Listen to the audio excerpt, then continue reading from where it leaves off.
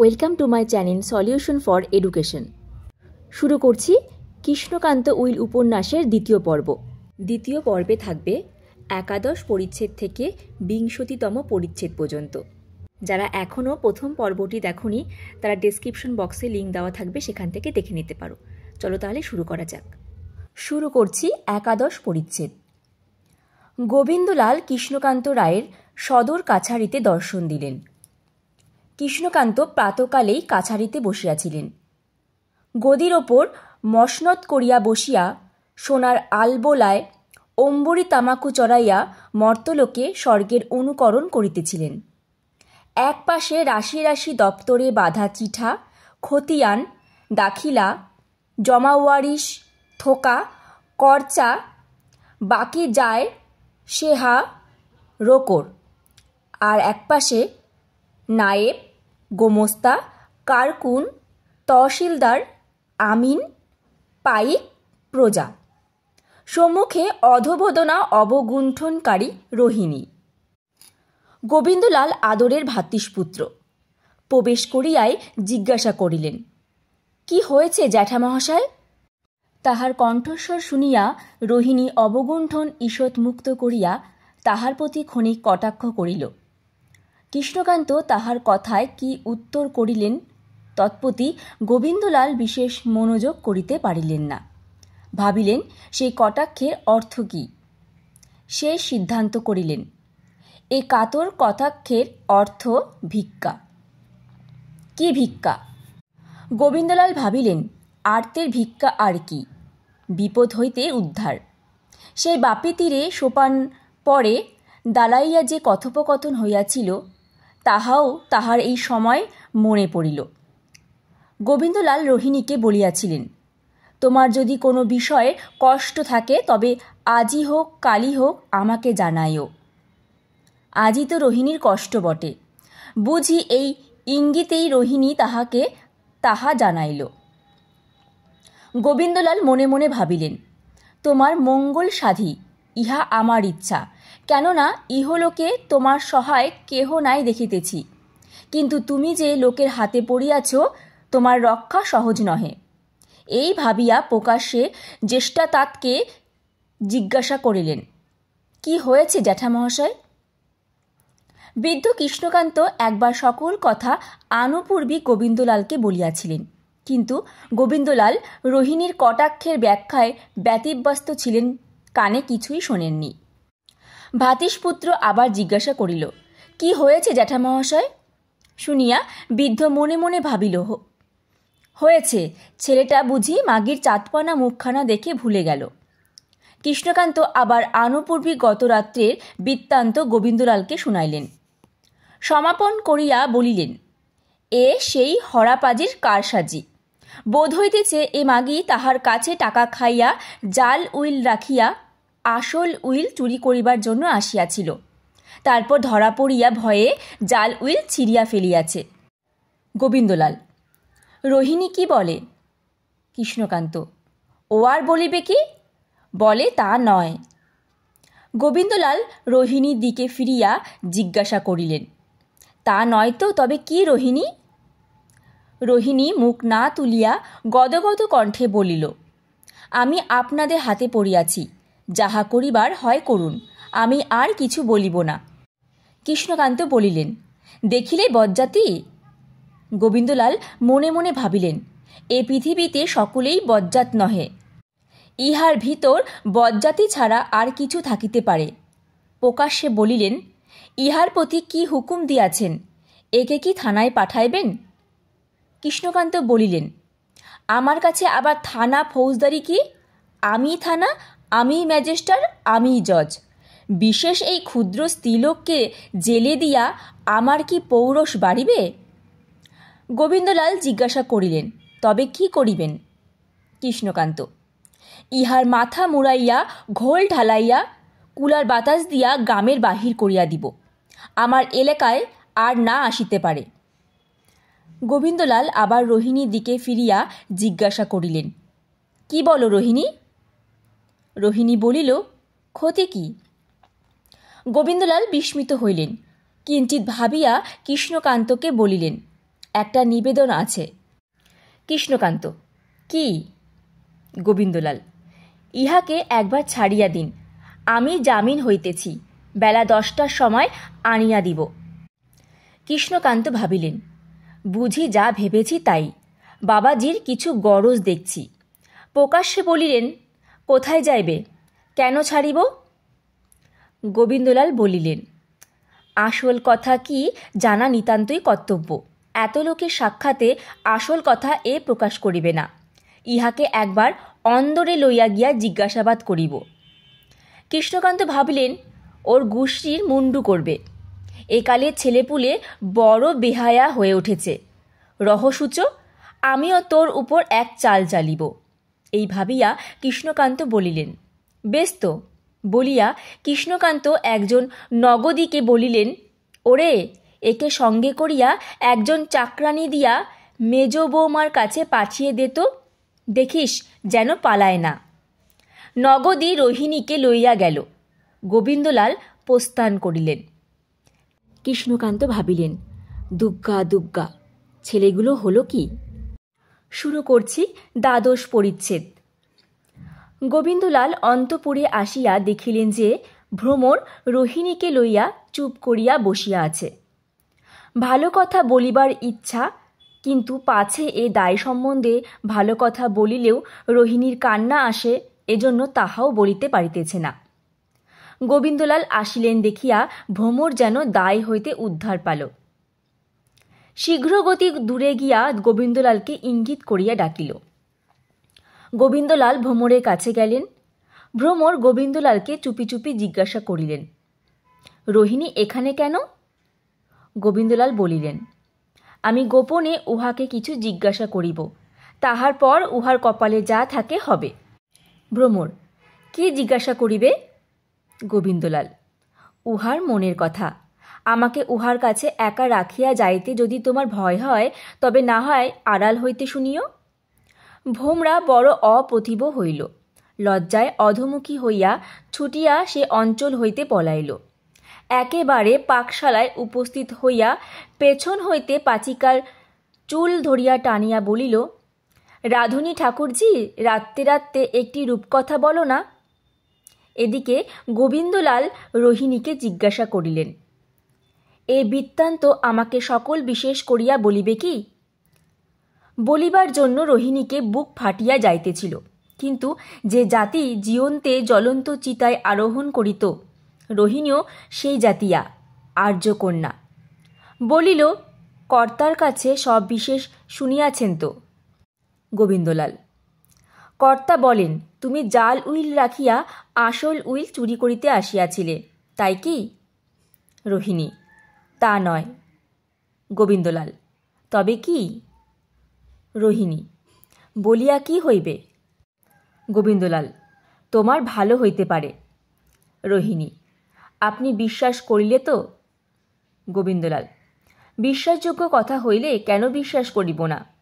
রোহিণী: বিশ্বাসযোগ্য কথা নহে। গোবিন্দলাল: আমার কাছে কি বিশ্বাসযোগ্য কি অবিশ্বাসযোগ্য তাহা আমি জানি, তুমি জানিবে কি প্রকারে? আমি অবিশ্বাসযোগ্য কথাতেও কখনো কখনো বিশ্বাস করি। রোহিণী মনে মনে বলিল, নহিলে আমি তোমার জন্যে মরিতে বসিব কেন? যাই হোক, আমি তো মরিতে বসিয়াছি, কিন্তু তোমায় একবার পরীক্ষা করিয়া মরিব। প্রকাশ্যে বলিল, সে আপনার মহিমা, কিন্তু আপনাকে এই দুঃখের কাহিনী বলিয়াই বা কি হইবে? গোবিন্দলাল: যদি আমি তোমার কোনো উপকার করিতে পারি। রোহিণী: কি উপকার করিবেন? গোবিন্দলাল ভাবিলেন, ইহার জোড়া নাই। যাই হোক, এ কাতরা ইহাকে সহজে পরিত্যাগ করা নহে। প্রকাশ্যে বলিলেন, যদি পারি কর্তাকে অনুরোধ করিব, তিনি তোমায় ত্যাগ করিবেন। রোহিণী: আর যদি আপনি অনুরোধ না করেন, তবে তিনি আমায় কি করিবেন? গোবিন্দলাল: শুনিয়াছ তো? রোহিণী: আমার মাথা মুড়াইবেন, ঘোল ঢালিয়া দিবেন, দেশ হইতে বাহির করিয়া দিবেন। ইহার ভালো মন্দ কিছু বুঝিতে পারিতেছি না। এ কলঙ্কের পর দেশ হইতে বাহির করিয়া দিলেই আমার উপকার। আমাকে তাড়াইয়া না দিলে আমি আপনি এই দেশ ত্যাগ করিয়া যাইব, আর এই দেশে মুখ দেখাইব কি প্রকারে? ঘোল ঢালা বড় গুরুতর দণ্ড নয়, ধুইলেন ঘোল যাইবে, বাকি এ কেশ। এই বলিয়া রোহিণী একবার আপনার তরঙ্গ ক্ষুদ্র কৃষ্ণতরা তুল্য কেশদাম প্রতি দৃষ্টি করিল, বলিতে লাগিল, এই কেশ আপনি কাচি আনিতে বলুন, আমি বউ ঠাকুরনের চুলের দড়ি বিনাইবার জন্য ইহার সকলগুলি কাটিয়া দিয়া যাইতেছি। গোবিন্দলাল ব্যথিত হইলেন, দীর্ঘ নিঃশ্বাস পরিত্যাগ করিয়া বলিলেন, বুঝেছি রোহিণী, কলঙ্কই তোমার দণ্ড। সে দণ্ড হইতে রক্ষা না হইলে অন্য দণ্ডে তোমার আপত্তি নাই। রোহিণী এবার কাঁদিল, হৃদয়ের মধ্যে গোবিন্দলালকে শত সহস্র ধন্যবাদ করিতে লাগিল। বলিল, যদি বুঝিয়াছেন তবে জিজ্ঞাসা করি, এ কলঙ্ক দণ্ড হইতে কি আমায় রক্ষা করিতে পারিবেন? গোবিন্দলাল কিছুক্ষণ চিন্তা করিয়া বলিলেন, বলিতে পারি না, আসল কথা শুনিতে পাইলে বলিতে পারি যে পারিব কি না। রোহিণী বলিল, কি জানিতে চাহেন জিজ্ঞাসা করুন। গোবিন্দলাল, তুমি যাহা পড়াইছ তাহা কি? রোহিণী, জাল উইল। গোবিন্দলাল, কোথায় পাইয়াছিলে? রোহিণী, কর্তার ঘরে, দেরাজে। গোবিন্দলাল, জাল উইল সেখানে কি প্রকারে আসিল? রোহিণী, আমি রাখিয়া গিয়াছিলাম, যেদিন আসল উইল লেখাপড়া হয় সেই দিন রাতে আসিয়া আসল উইল চুরি করিয়া জাল উইল রাখিয়া গিয়াছিলাম। গোবিন্দলাল, কেন, তোমার কি প্রয়োজন? রোহিণী, হরলাল বাবুর অনুরোধে। গোবিন্দলাল বলিলেন, তবে কাল রাতে আবার কি করিতে আসিয়াছিলে? রোহিণী, আসল উইল রাখিয়া জাল উইল চুরি করিবার জন্য। গোবিন্দলাল, কেন, জাল উইলে কি ছিল? রোহিণী, বড়বাবুর 12 আনা, আপনার 1 পাই। গোবিন্দলাল, কেন আবার উইল বদলাইতে আসিয়াছিলে? আমি তো কোনো অনুরোধ করি নাই। রোহিণী কাঁদিতে লাগিল, বহু কষ্টে রোদন সংবরণ করিয়া বলিল, না, অনুরোধ করেন নাই, কিন্তু যাহা আমি ইহজন্মে কখনো পাই নাই, যাহা ইহজন্মে আর কখনো পাইব না, আপনি আমাকে তাহা দিয়াছিলেন। গোবিন্দলাল, সে কি রোহিণী? রোহিণী, সেই বারুণী পুকুরের তীরে, মনে করুন। গোবিন্দলাল, কি রোহিণী? রোহিণী, কি?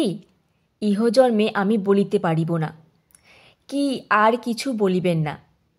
এ রোগের চিকিৎসা নাই, আমার মুক্তি নাই। আমি বিষ পাইলে খাইতাম, কিন্তু সে আপনার বাড়িতে নহে।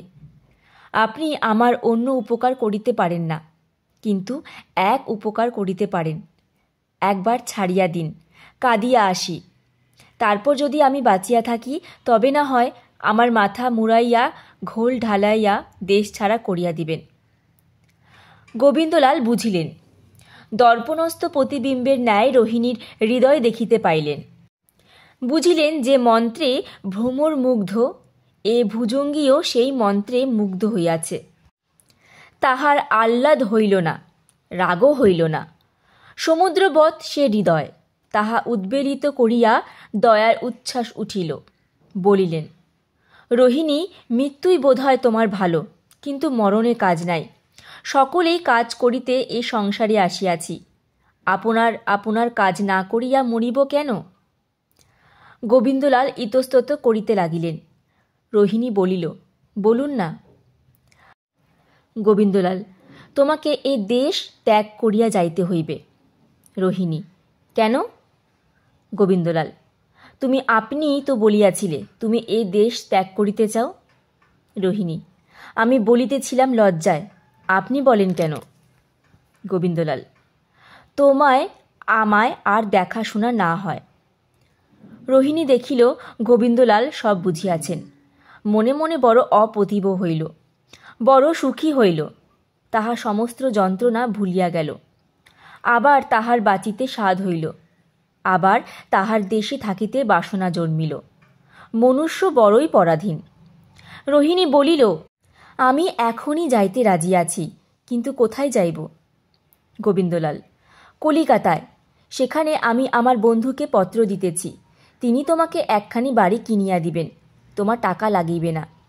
রোহিণী, আমার খুড়ার কি হইবে? গোবিন্দলাল, তিনি তোমার সঙ্গে যাইবেন, নহিলে তোমাকে কলিকাতায় যাইতে বলিতাম না। রোহিণী, সেখানে দিনপাত করিব কি প্রকারে? গোবিন্দলাল, আমার বন্ধু তোমার খুড়ার একটি চাকরি করিয়া দিবেন। রোহিণী, খুড়ার দেশ ত্যাগে সম্মত হইবেন কেন? গোবিন্দলাল, তুমি কি তাহাকে এই ব্যাপারের পর সম্মত করিতে পারিবে না? রোহিণী, পারিব, কিন্তু আপনার জ্যেষ্ঠ তাতকে সম্মত করিবে কে? তিনি আমাকে ছাড়িবেন কেন? গোবিন্দলাল, আমি অনুরোধ করিব। রোহিণী, তাহা হইলে আমার কলঙ্কের ওপর কলঙ্ক, আপনারও কিছু কলঙ্ক। গোবিন্দলাল, সত্য, তোমার জন্য কর্তার কাছে ভ্রমর অনুরোধ করিবে। তুমি এখন ভ্রমরের অনুসন্ধানে যাও, তাহাকে পাঠাইয়া দিয়া আপনি এই বাড়িতেই থাকিও, ডাকিলে যেন পাই। রোহিণী সজল নয়নে গোবিন্দলালকে দেখিতে দেখিতে ভ্রমরের অনুসন্ধানে গেল। এই রূপে কলঙ্কে বন্ধনে রোহিণীর প্রথম প্রণয় সম্ভাষণ হইল। শুরু করছি ত্রয়োদশ পরিচ্ছেদ। ভ্রমর শ্বশুরকে কোনো প্রকার অনুরোধ করিতে স্বীকৃত হইল না, বড় লজ্জা করে। ছি!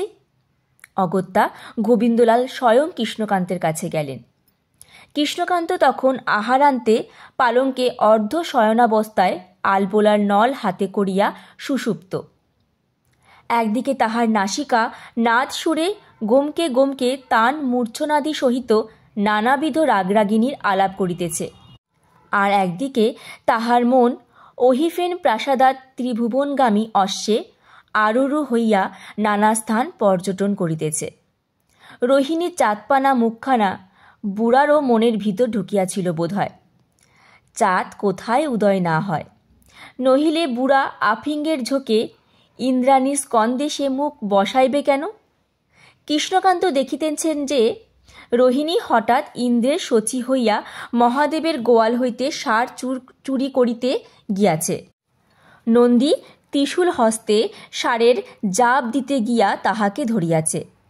দেখিতেছেন নন্দী রোহিণীর আলুলায়িত কুন্দল ডাম ধরিয়া টানাটানি লাগিয়াছে এবং সরাননের ময়ূর সন্ধান পাইয়া তাহার সেই আগুল বিলম্বিত কুঞ্চিত কেশগুচ্ছকে স্ফীতফনা ফণিসেনী ভূমে গিলিতে গিয়াছে। এমত সময় স্বয়ং সরানন ময়ূরের দৌরাত্ম্য দেখিয়া নালিশ করিবার জন্য মহাদেবের কাছে উপস্থিত হইয়া ডাকিতেছেন, জ্যাঠামহাশয়। কৃষ্ণকান্ত বিস্মিত হইয়া ভাবিতেছেন, কার্তিক মহাদেবের কি সম্পর্কে জ্যাঠামহাশয় বলিয়া ডাকিতেছেন। এমত সময় কার্তিক আবার ডাকিলেন, জ্যাঠামহাশয়।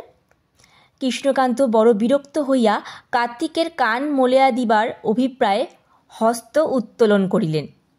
অমনি কৃষ্ণকান্তের হস্তস্থিত আলবোলার নল হইতে খসিয়া ঝনাত করিয়া পানের বাটার ওপর পড়িয়া গেল।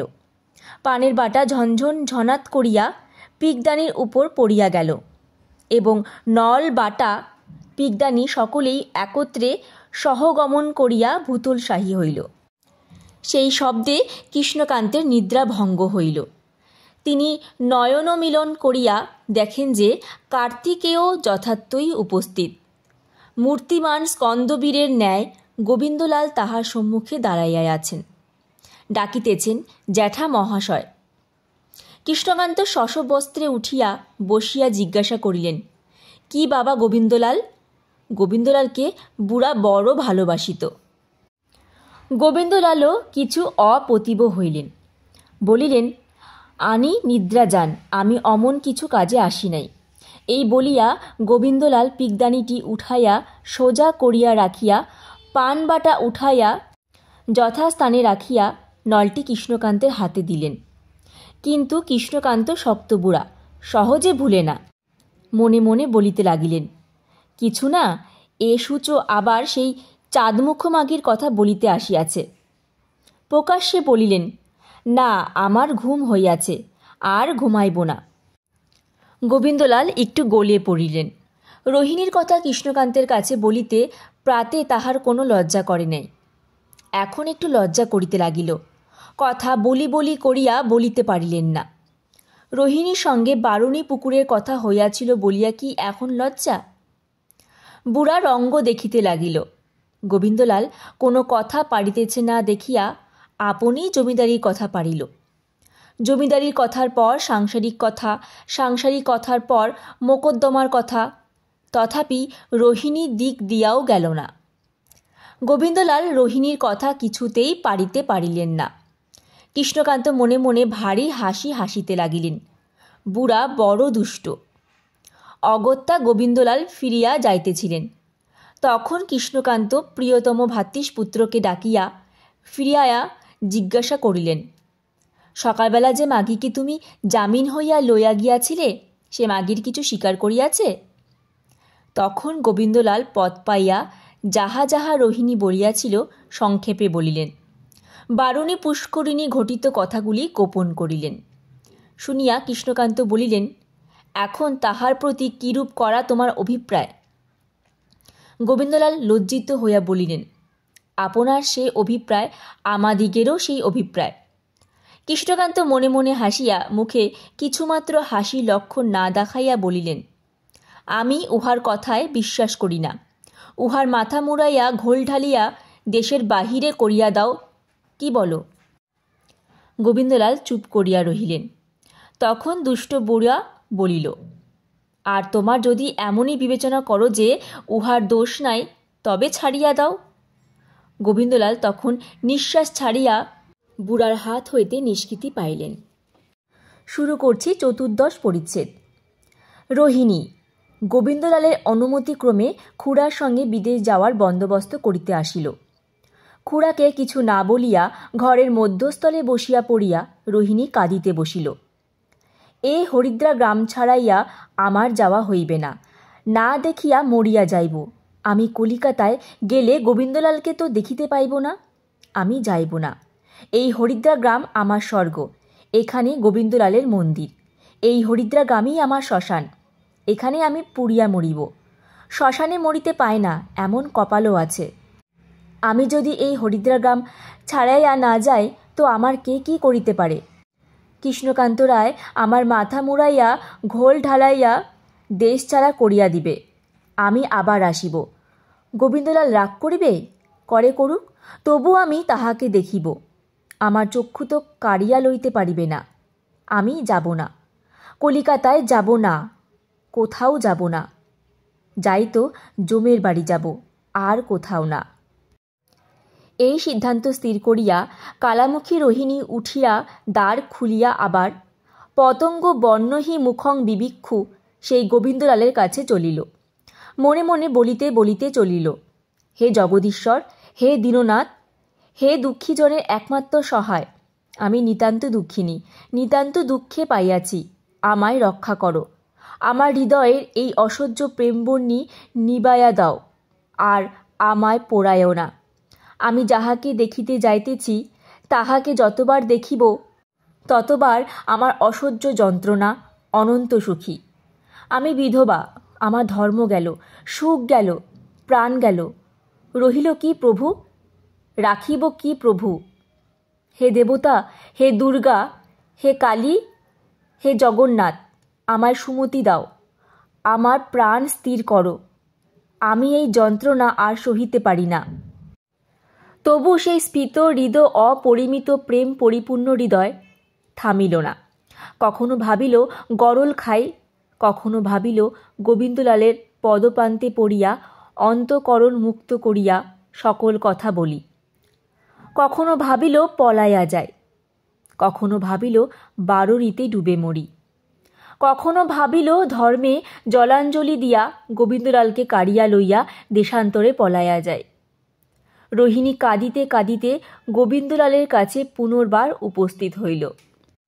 গোবিন্দলাল জিজ্ঞাসা করিলেন, কেমন, কলিকাতায় যাওয়া স্থির হইল তো? রোহিণী, না। গোবিন্দলাল, সে কি, এইমাত্র আমার কাছে স্বীকার করিয়াছিলে?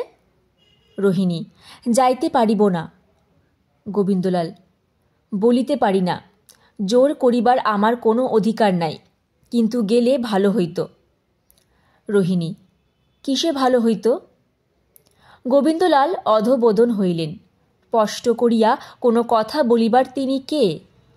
রোহিণী তখন চক্ষের জল লুকাইয়া মুছিতে মুছিতে গৃহে ফিরিয়া গেল। গোবিন্দলাল নিতান্ত দুঃখিত হইয়া ভাবিতে লাগিলেন। তখন ভোমরা নাচিতে নাচিতে সেখানে আসিয়া উপস্থিত হইল। বলিল, ভাবছ কি? গোবিন্দলাল, বলো দেখি। ভ্রমর, আমার কালো রূপ। গোবিন্দলাল, ই। ভোমরা ঘোরতর কোপবিষ্ট হইয়া বলিল, সে কি, আমায় ভাবছ না? আমি ছাড়া পৃথিবীতে তোমার অন্য চিন্তা আছে? গোবিন্দলাল, আছে না তো কি, সর্বে সর্বময়ী আর কি, আমি অন্য মানুষ ভাবিতেছি। ভ্রমর তখন গোবিন্দলালের গলা জড়াইয়া ধরিয়া মুখচুম্বন করিয়া আদরে গলিয়া গিয়া আধো আধো মৃদু মৃদু হাসি মাখা স্বরে জিজ্ঞাসা করিল, অন্য মানুষ কাকে ভাবছ বলো না? গোবিন্দলাল, কি হবে তোমায় বলিয়া? ভ্রমর, বলো না। গোবিন্দলাল, কি হবে তোমায় বলিয়া? ভ্রমর, বলো না। গোবিন্দলাল, তুমি রাগ করিবে। ভ্রমর, করব, বলো না। গোবিন্দলাল, যাও দেখো গিয়া সকলের খাওয়া হলো কিনা। ভ্রমর, দেখব এখন, বলো না কে মানুষ।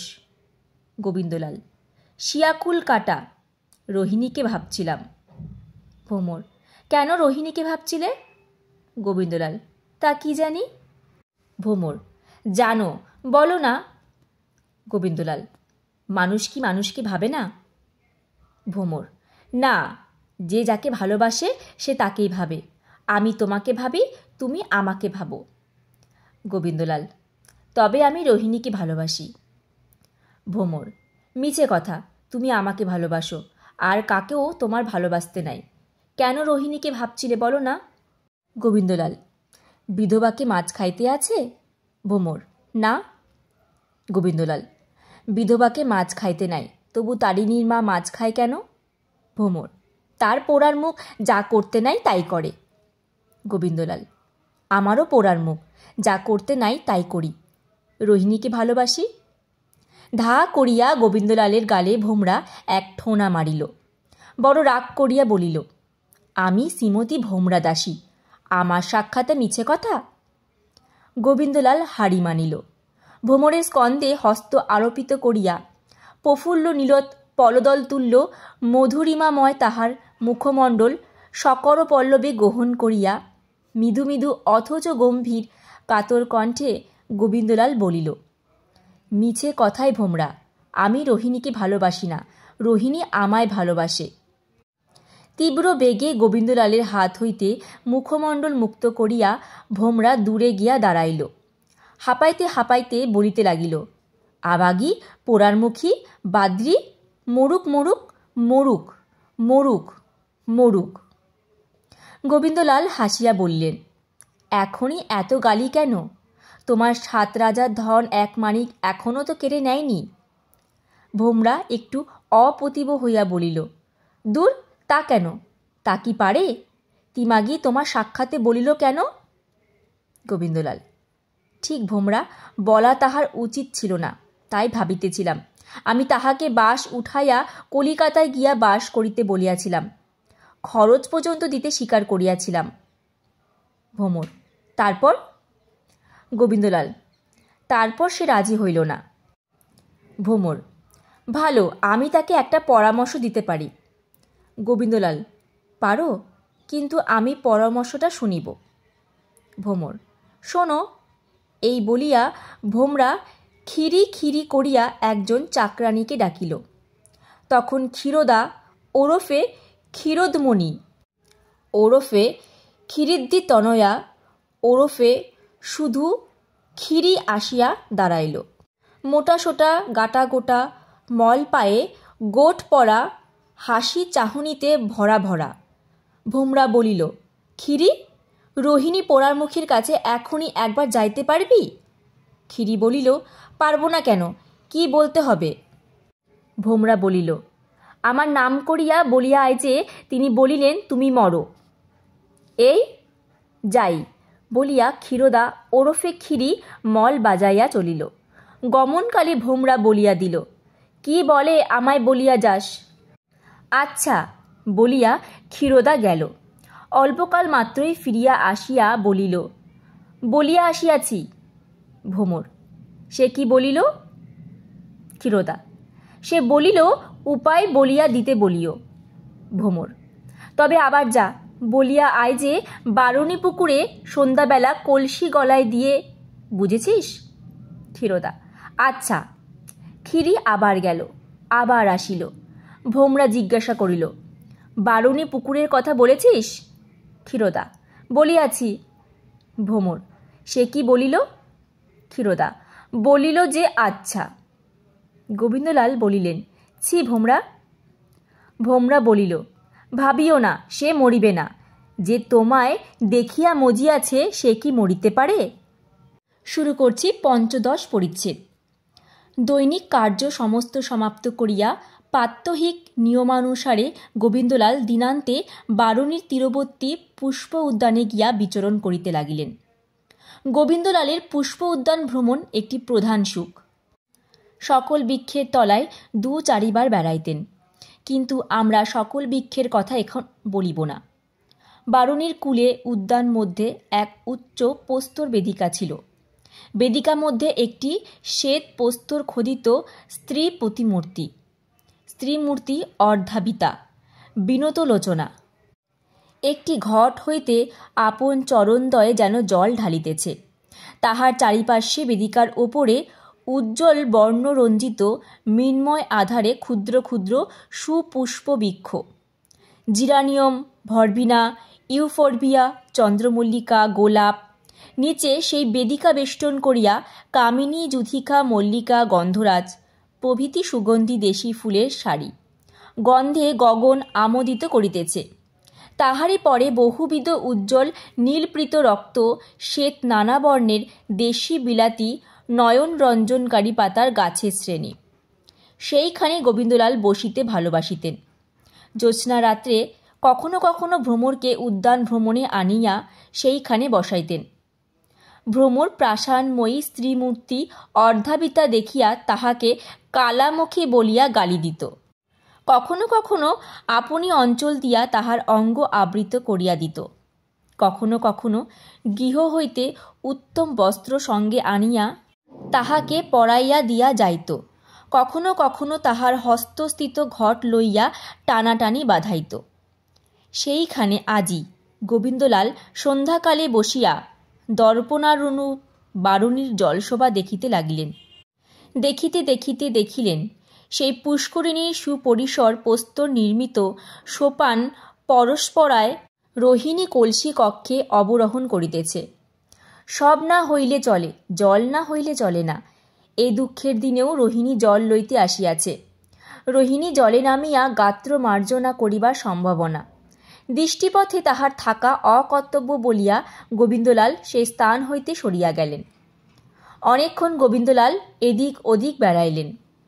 শেষ মনে করিলেন এতক্ষণ রোহিণী উঠিয়া গিয়াছে। এই ভাবিয়া আবার সেই বেদিকা তলে জলনিষেক নিরতা পাষাণ সুন্দরী পদপ্রান্তে আসিয়া বসিলেন। আবার সেই বারুণী শোভা দেখিতে লাগিলেন। দেখিলেন রোহিণী বা কোনো স্ত্রীলোক বা পুরুষ কোথাও কেহ কোথাও নাই, কিন্তু সে জলপরে একটি কলসি ভাসিতেছে। কার কলসি? হঠাৎ সন্দেহ উপস্থিত হইল। কেহ জল লইতে আসিয়া ডুবিয়া যায় নাই তো? রোহিণী একমাত্র জল লইতে আসিয়াছিল। তখন অকস্মাৎ পূর্বাহ্নের কথা মনে পড়িল যে ভ্রমর রোহিণীকে বলিয়া পাঠাইয়াছিল যে বারুণী পুকুরে সন্ধ্যাবেলা কলসি গলায় বেঁধে। মনে পড়িল যে রোহিণী প্রত্যুত্তরে বলিয়াছিল আচ্ছা।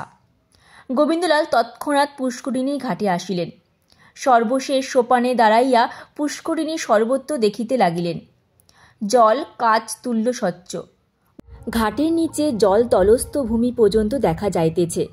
দেখিলেন স্বচ্ছ স্ফটিক মণ্ডিত হৈম প্রতিমার ন্যায় রোহিণী জলতলে শুইয়া আছে। অন্ধকার জলতল আলো করিয়াছে। শুরু করছি ষোড়শ পরিচ্ছেদ। গোবিন্দলাল তৎক্ষণাৎ জলে নামিয়া ডুব দিয়া রোহিণীকে উঠাইয়া সোপান শায়িত করিলেন। দেখিলেন রোহিণী জীবিত আছে কিনা সন্দেহ। সে সংজ্ঞাহীন, নিঃশ্বাস প্রশ্বাস রহিত।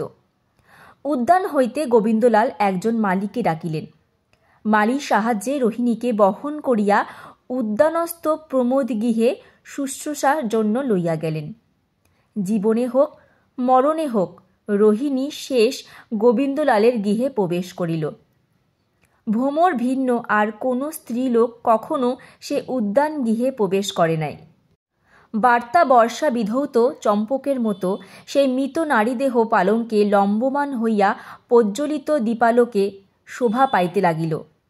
বিশাল দীর্ঘ বিলম্বিত ঘোর কৃষ্ণ কেশরাশি জলের ঋজু, তাহা দিয়া জল ঝরিতেছে, মেঘে যেন জলবৃষ্টি করিতেছে।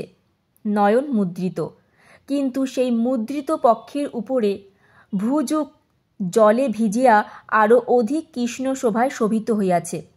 আর সেই ললাট স্ত্রীর বিস্তারিত, লজ্জা ভয়বিহীন, কোনো অব্যক্ত ভাববিশিষ্ট।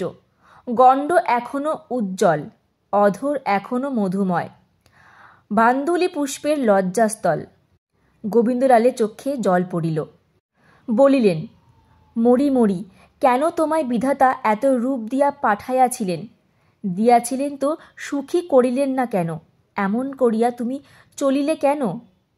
এই সুন্দরী আত্মঘাতের তিনি নিজেই যে মূল, একথা মনে করিয়া তাহার বুক ফাটিতে লাগিল। যদি রোহিণীর জীবন থাকে, রোহিণীকে বাঁচাইতে হইবে। জলমগ্নকে কি প্রকারে বাঁচাইতে হয় গোবিন্দলাল তাহা জানিতেন। উদরস্থ জল সহজেই বাহির করানো যায়। 2-4 বার রোহিণীকে উঠাইয়া বসাইয়া পাশ ফিরাইয়া ঘুরাইয়া জল উদ্গীর্ণ করাইলেন, কিন্তু তাহাতে নিঃশ্বাস প্রশ্বাস বহিল না। সেইটি কঠিন কাজ। গোবিন্দলাল জানিতেন, মুমূর্ষুর বাহুদয় ধরিয়া ঊর্ধ্বলোতন করিলে অন্তরস্থ বায়ুকোষ স্ফীত হয়। সেই সময় রোগীর মুখে ফুৎকার দিতে হয়। পরে উত্তোলিত বাহুদয় ধীরে ধীরে নামাইতে হয়। নামাইলে বায়ুকোষ সংকুচিত হয়, তখন সেই ফুৎকার প্রেরিত বায়ু আপনি নির্গত হইয়া আসে। ইহাতে কৃত্রিম নিঃশ্বাস প্রশ্বাস বাহিত হয়। এইরূপ পুনঃ পুনঃ করিতে করিতে বায়ুকোষের কার্য শত পুনরাগত হইতে থাকে। কৃত্রিম নিঃশ্বাস প্রশ্বাস বাহিত করাইতে করাইতে সহজ প্রশ্বাস আপনি উপস্থিত হয়। রোহিণীকে তাই করিতে হইবে। 2 হাতে 2টি বাহু তুলিয়া ধরিয়া তাহার মুখে ফুৎকার দিতে হইবে। তাহার সেই পক্কবিম্ব বিনিন্দিত এখনও সুধা পরিপূর্ণ মদন দম্মদ হলাহল কলসিতুল্য রাঙা রাঙা মধুর অধরে অধর দিয়া ফুৎকার দিতে হইবে। কি সর্বনাশ! কি দিবে? গোবিন্দলালের এক সহায় উড়িয়া মালী। বাগানের অন্য চাকরেরা ইতিপূর্বেই গৃহে গিয়াছিল। তিনি মালীকে বলিলেন, আমি ইহার হাত 2টি তুলে ধরি, তুই ইহার মুখে ফু দে দেখি। মুখে ফু? সর্বনাশ! ওই রাঙা রাঙা সুধামাখা অধরে মালীর মুখের ফু? সেহই পারিব না মহিনীমা। মালীকে মুনির যদি শালগ্রাম শিলা চর্বণ করিতে বলিত, মালী মুনিবের খাতিরে করিলে করিতে পারিত, কিন্তু সেই চাঁদমুখের রাঙা অধরে সেই কটকি মুখের ফু? মালী ঘামিতে আরম্ভ করিল। স্পষ্ট বলিল, মু সে পারিবি না অবধর। মালী ঠিক বলিয়াছিল। মালী সেই দেবসুল্লভ ওষ্ঠাধরে যদি একবার মুখ দিয়া ফু দিত, তারপর যদি রোহিণী বাঁচিয়া উঠিয়া আবার সেই ঠোঁট ফুলাইয়া কলসি কক্ষে জল লইয়া মালীর পানে চাহিয়া ঘরে যাইত, তবে আর তাহাতে ফুলবাগানের কাজ করিতে হইত না। সে খোস্তা, খুরপো, নিরিন, কাচি সুবর্ণরেখার নীল জলে ডুবিয়া মরিত। মালী অত ভাবিয়াছিল কিনা বলিতে পারি না, কিন্তু মালী ফু দিতে রাজি হইল না। অগত্যা গোবিন্দলাল তাহাকে বলিলেন, তবে তুই এইরূপ ইহার হাত 2টি ধীরে ধীরে উঠাইতে থাক, আমি ফু দিই। তাহার পর ধীরে ধীরে হাত নামাইবি। মালী তাহা স্বীকার করিল। সে হাত 2টি ধরিয়া ধীরে ধীরে উঠাইল। গোবিন্দলাল তখন সেই ফুল্লরক্ত কুসুমকান্তি অধর যুগল স্থাপিত করিয়া রোহিণীর মুখে ফুৎকার দিলেন। সেই সময় ভ্রমর একটি লাঠি লইয়া একটা বিড়াল মারিতে যাইতেছিল।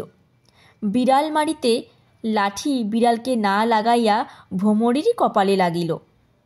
মালি রোহিণীর বাহুদয় নামাইল, আবার উঠাইল। আবার গোবিন্দলাল ফুৎকার দিলেন। আবার সেইরূপ হইল। আবার সেইরূপ পুনঃ পুনঃ করিতে লাগিলেন। 2-3 ঘণ্টা এইরূপ করিলেন। রোহিণীর নিঃশ্বাস বহিল। রোহিণী বাঁচিল। শুরু করছি সপ্তদশ পরিচ্ছেদ। রোহিণীর নিঃশ্বাস প্রশ্বাস বহিতে লাগিলে গোবিন্দলাল তাহাকে ঔষধ পান করাইলেন। ঔষধ বলকারক। ক্রমে রোহিণীর বল সঞ্চার হইতে লাগিল।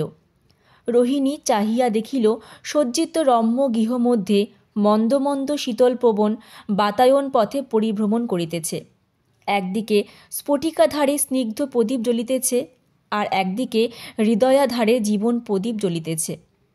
এদিকে রোহিণী গোবিন্দলাল হস্তপ্রদত্ত মৃত সঞ্জীবনী সুরা পান করিয়া মৃত সঞ্জীবিতা হইতে লাগিল, আর একদিকে তাহার মৃত সঞ্জীবনী কথা শ্রবণপথে পান করিয়া মৃত সঞ্জীবিতা হইতে লাগিল। প্রথমে নিঃশ্বাস, পরে চৈতন্য, পরে দৃষ্টি, পরে স্মৃতি, শেষে বাক্য স্ফুরিত হইতে লাগিল। রোহিণী বলিল, আমি মরিয়াছিলাম, আমাকে কে বাঁচাইল? গোবিন্দলাল বলিলেন, যেই বাঁচাক, তুমি যে রক্ষা পাইয়াছ এই যথেষ্ট। রোহিণী বলিল, আমাকে কেন বাঁচাইলেন? আপনার সঙ্গে আমার এমন কি শত্রুতা যে মরণেও আপনি প্রতিবাদী? গোবিন্দলাল, তুমি মরিবে কেন? রোহিণী, মরিবারও কি আমার অধিকার নাই? গোবিন্দলাল, পাপে কাহারও অধিকার নাই, আত্মহত্যা পাপ। রোহিণী, আমি পাপ পুণ্য জানি না, আমাকে কেহ শিখায় নাই। আমি পাপ পুণ্য মানি না, কোন পাপে আমার এই দণ্ড? পাপ না করিয়াও যদি এই দুঃখ, তবে পাপ করিলেই বা ইহার বেশি কি হইবে? আমি মরিব, এবার না হয় তোমার চক্ষে পড়িয়াছিলাম বলিয়া তুমি রক্ষা করিয়াছ। ফিরেবার যাহাতে তোমার চক্ষে না পড়ি সে যত্ন করিব। গোবিন্দলাল বড় কাতর হইলেন, বলিলেন, তুমি কেন মরিবে? চিরকাল ধরিয়া দণ্ডে দণ্ডে পলে পলে রাত্রি দিন মরার অপেক্ষা একেবারে মরা ভালো। গোবিন্দলাল, কিসের এত যন্ত্রণা? রোহিণী, রাত্রি দিন দারুণ তৃষা, হৃদয় পুড়িতেছে, সম্মুখে শীতল জল, কিন্তু ইহজন্মে সে জল স্পর্শ করিতে পারিব না, আশাও নাই। গোবিন্দলাল তখন বলিলেন যে, আর এসব কথায় কাজ নাই, চলো তোমাকে গৃহে রাখিয়া আসি। রোহিণী বলিল, না, আমি একাই যাইব। গোবিন্দলাল বুঝিলেন আপত্তিটা কি। গোবিন্দলাল আর কিছু বলিলেন না। রোহিণী একাই গেল। তখন গোবিন্দলাল সে বিজন কক্ষ মধ্যে সহসা ভূপতিত হইয়া ধূলাবলণ্ঠিত হইয়া রোদন করিতে লাগিলেন। মাটিতে মুখ লুকাইয়া দর বিগলিত লোচনে ডাকিতে লাগিলেন, হা নাথ, নাথ, তুমি আমায় এই বিপদে রক্ষা করো। তুমি বল না দিলে কাহার বলে আমি এ বিপদ হইতে উদ্ধার পাইব? আমি মরিব, ভ্রমর মরিবে, তুমি এই চিত্তে বিরাজ করিও, আমি তোমার বলে আত্মজয় করিব। শুরু করছি অষ্টদশ পরিচ্ছেদ।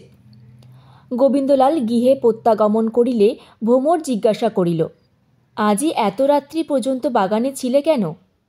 গোবিন্দলাল, কেন জিজ্ঞাসা করিতেছ? আর কখনো কি থাকি না?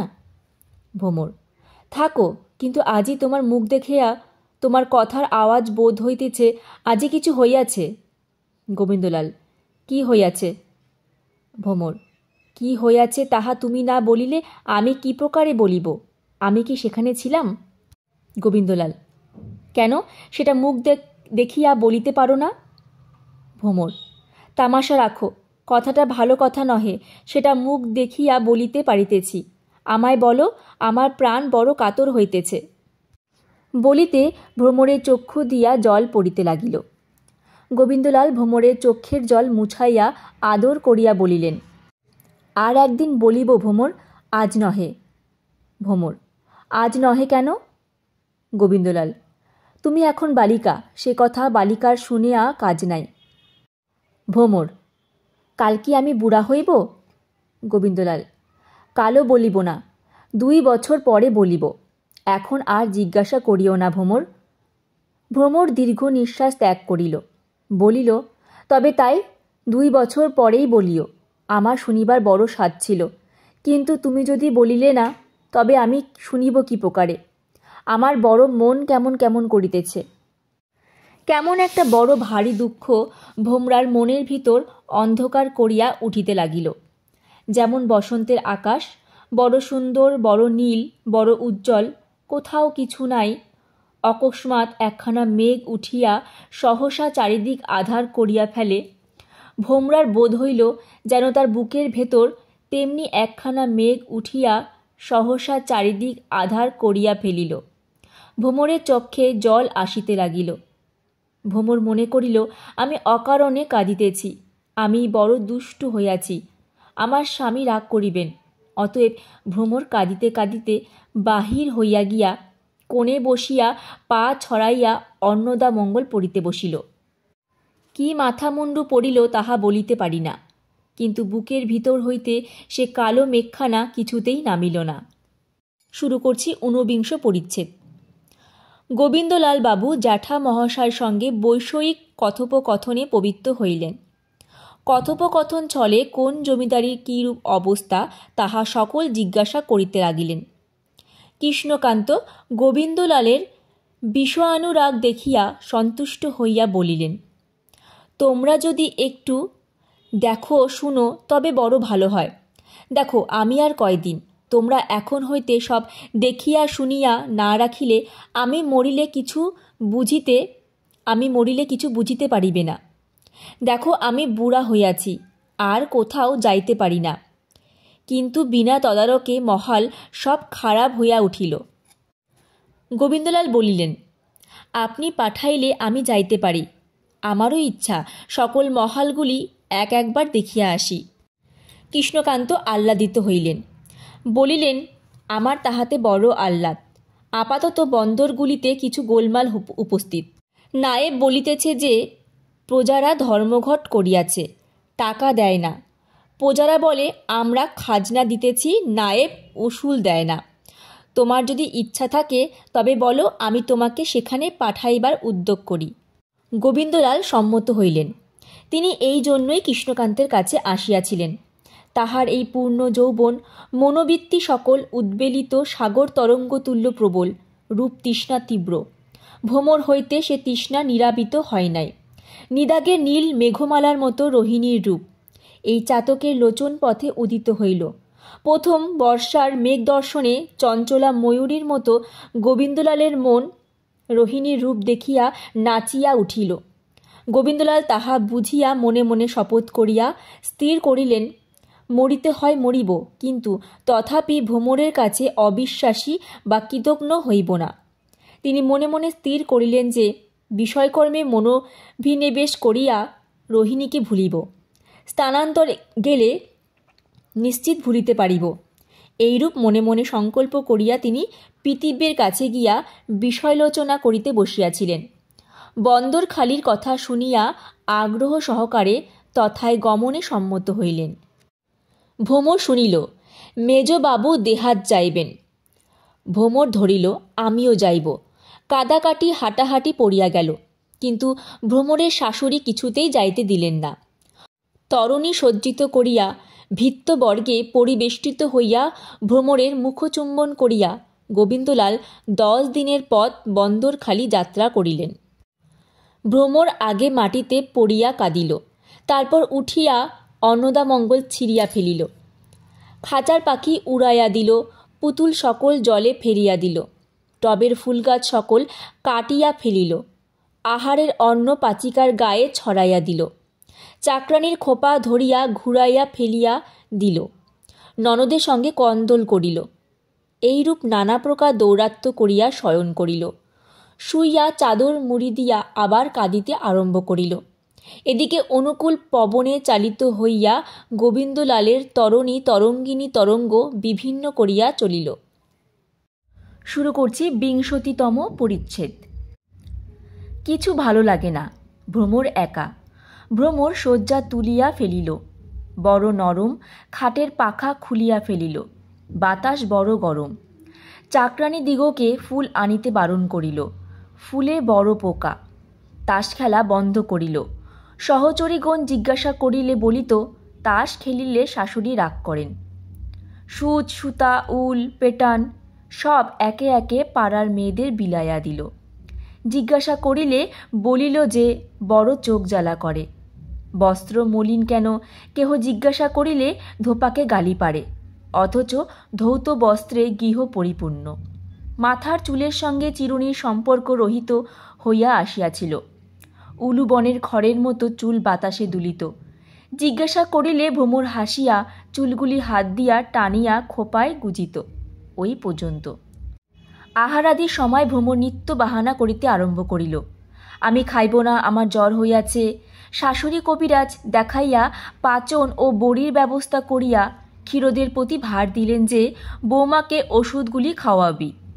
বৌমা ক্ষীরির হাত হইতে বড়ি পাচন কাড়িয়া লইয়া জানালা গলাইয়া ফেলাইয়া দিত। ক্রমে ক্রমে এতটা বাড়াবাড়ি ক্ষীরি চাকরানির চক্ষে অসহ্য হইয়া উঠিল। ক্ষীরি বলিল, ভালো বউ ঠাকুরানী, কার জন্য তুমি অমন করো? যার জন্য তুমি আহার নিদ্রা ত্যাগ করিলে তিনি কি তোমার কথা একদিনের জন্য ভাবেন? তুমি মরতেছ কেঁদে কেটে, আর তিনি হয়তো হুকার নল মুখে দিয়া চক্ষু বুজিয়া রোহিণী ঠাকুরানীকে ধ্যান করিতেছেন। ভ্রমর ক্ষীরিকে ঠাস করিয়া এক চড় মারিল। ভ্রমরের হাত বিলক্ষণ চলিত। প্রায় কাঁদো কাঁদো হইয়া বলিল, তুই যা ইচ্ছা তাই বকবি তো আমার কাছ থেকে উঠিয়া যা। ক্ষীরি বলিল, তা চড়চাপড় মারিলে কি লোকের মুখ চাপা থাকিবে? তুমি রাগ করিবে বলিয়া আমরা ভয়ে কিছু বলিব না, কিন্তু না বলিলেও বাঁচি না।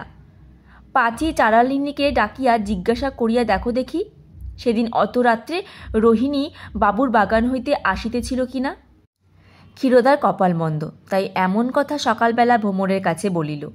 ভ্রমর উঠিয়া দাঁড়াইয়া ক্ষীরোদকে চরের পর চর মারিল, কিলের পর কিল মারিল, তাহাকে ঠেলা মারিয়া ফেলিয়া দিল, তাহার চুল ধরিয়া টানিল, শেষে আপনি কাঁদিতে লাগিল। ক্ষীরোদা মধ্যে মধ্যে ভ্রমরের কাছে চটটা চাপড়টা খাইত, কখনো রাগ করিত না, কিন্তু আজই কিছু বাড়াবাড়ি, আজও একটু রাগিল। বলিল, তা ঠাকুরন, আমাদের মারিলে ধরিলে কি হইবে? তোমারই জন্য আমরা বলি। তোমাদের কথা লইয়া লোকে একটা হই হই করে, আমরা তা সইতে পারি না। তা আমার কথা বিশ্বাস না হয় তুমি পাঁচিকে ডাকিয়া জিজ্ঞাসা করো। ভ্রমর ক্রোধে দুঃখে কাঁদিতে কাঁদিতে বলিতে লাগিল, তোর জিজ্ঞাসা করিতে হয় তুই করগে। আমি কি তোদের মতো ছুঁচো পাজি যে আমার স্বামীর কথা পাঁচি চারালিনীকে জিজ্ঞাসা করিতে যাইব? তুই এত বড় কথা আমাকে বলিস?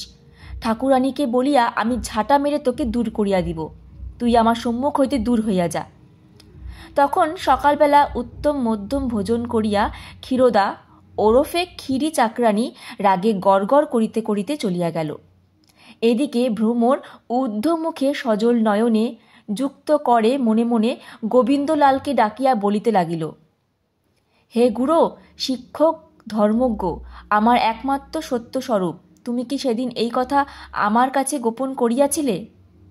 তার মনের ভিতর যে মন, হৃদয়ের যে লুকায়িত স্থান কেহ কখনো দেখিতে পায় না, যেখানে আত্মপ্রতারণা নেই, সেখান পর্যন্ত ভ্রমর দেখিলেন স্বামীর প্রতি অবিশ্বাস নাই, অবিশ্বাস হয় না।